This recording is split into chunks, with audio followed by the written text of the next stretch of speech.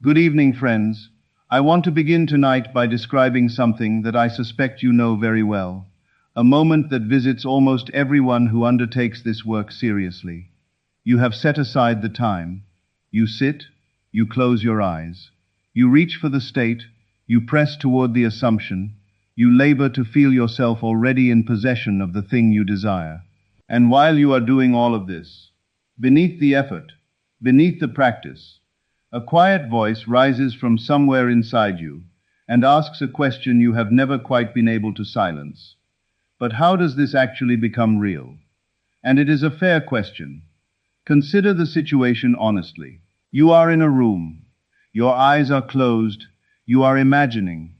And the life you want, the person, the home, the circumstances, the freedom, exists somewhere out there, separated from you by distance and time and 1,000 events that have not yet occurred, the streets you have not yet walked down, the people you have not yet encountered, the particular chain of circumstances that would need to align. And the voice asks again, with genuine bewilderment, what exactly is the connection between what I am doing in here and what eventually shows up out there? I want you to know that voice is not weakness. That voice is not doubt in the destructive sense. That voice is your intelligence asking for something real to hold on to. And tonight I intend to give you something real. Not a phrase to repeat. Not another technique to add to the pile. A genuine understanding of the mechanism. Why the inner life reshapes the outer one. What is actually happening when it works. And what has been quietly preventing it when it has not. I have called this teaching, How to Manipulate the Field. By the time we are finished, that phrase will mean something precise to you. And more importantly, you will know how to do it. Let me offer you a picture. I offer it not as doctrine, but as instrument. Something to think with, something to work with, something that will make the teaching usable, rather than merely interesting. Imagine that you find yourself standing in an immense dark space. No ceiling you can make out, no walls within reach. And this space, this vast unlit interior, holds within it something staggering. It holds every version of your life that could ever be, every outcome, every encounter, every possibility, not as imagination, not as fiction, as genuine potential, real and waiting, present in the darkness the way seeds are present in the earth before spring. The wealthy life is there. The loving life is there. The life of health, of purpose, of deep belonging. All of it present. All of it available. All of it waiting in the dark. This is what I mean when I speak of the field. The living substrate beneath the surface of things. The dimension in which possibility exists before it has yet crystallized into event. Many traditions have spoken of this layer, each in its own language. The mystics called it the imaginal realm. The philosophers called it the ground of being. The scientists of the modern age, working their way carefully toward it from a different direction, have begun to speak of reality as something more like a unified field than a collection of separate objects. You need not take a position on any of this. The picture is enough. A vast interior space containing every life you could live. That is the field. Now, you are standing in this space, and you are holding something, a single light source, a torch, and it belongs entirely to you. Nobody else controls it. Nothing outside you determines where it points. The torch is your attention, the living direction of your inner life, and the law of this space is absolute and without exception. Wherever the torch is aimed, that part of the space comes alive. It becomes vivid. It becomes present. It becomes, in the most practical sense of the word, real, because it becomes the portion of reality you are actually inhabiting. Everything else, every other possibility, every other version of your life, remains in the dark. Present, yes. Available, yes. But unreachable, because the light is not on it. Now let me ask you the question that changes everything once you sit with it honestly. Where has your torch been? Most people have never once considered the torch as something they hold. They have moved through their entire lives with this instrument in their hands, without ever noticing that it was theirs to direct, and so the world directs it for them. The morning brings bad news, the torch swings there. A difficult conversation leaves a residue, the torch sits on it for hours. A worry about money surfaces, the torch settles on the empty account. An anxious thought about the future, the torch holds steady on the worst imagined outcome, and the space around them lights up accordingly. All day, every day. The most brightly illuminated corners of their lives are the corners they never chose. Fear, deficiency, the catalogue of what is absent and what could go wrong. And the field answers, faithfully, without judgment, without commentary. It lights up what the torch is on, and the person walks through a life built from those lit corners, wondering why nothing changes, never realizing that the torch in their own hand has been building it all along. Let me give you two people to consider. Not abstract figures, but the kind you will recognize immediately because you have known them, perhaps been one of them. The first person carries a chronic unease about money. Not poverty, necessarily. There may be enough by most measures. But there is no ease in it. They track every expenditure with a background anxiety. They think about scarcity in the gaps between other thoughts. When money comes in, the relief is temporary. The vigilance resumes quickly. When they imagine the future, the money question is always shadowed by threat.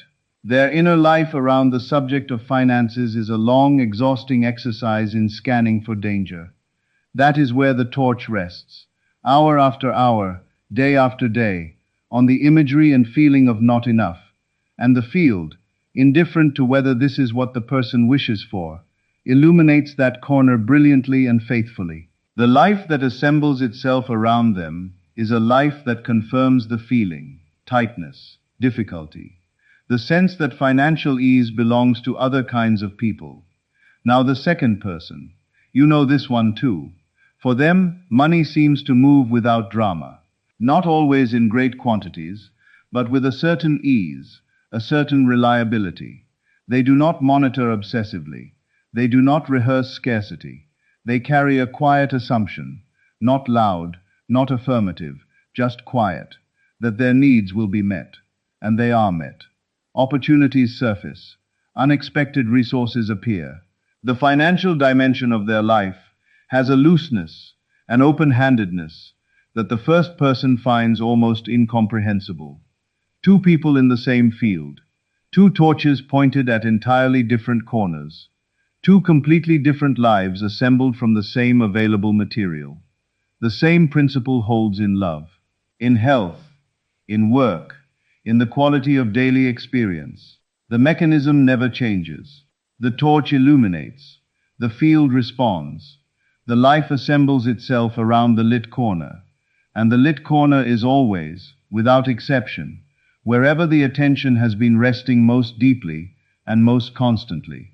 When you truly see this, when it ceases to be an idea and becomes something you can feel operating in your own experience, almost every question you have ever had about why this work sometimes fails begins to answer itself.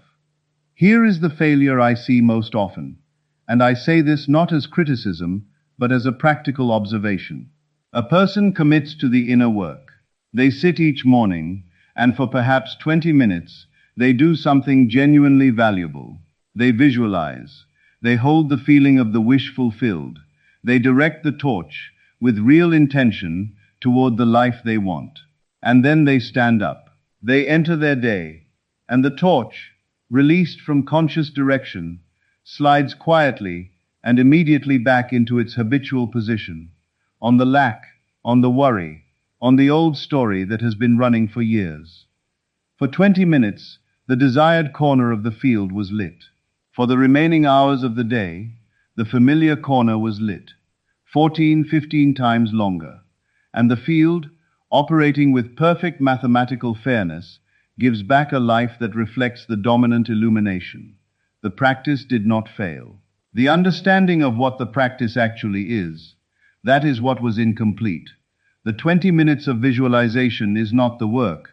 The 20 minutes of visualization is the beginning of an orientation that must then be carried through the whole day, not by strain, not by constant effortful focus, but by a new kind of relationship with your own attention, by becoming someone who notices, with some regularity, where the torch has drifted, and who brings it back without drama, without self-reproach, simply and repeatedly, the way a sailor makes small constant corrections to hold a heading.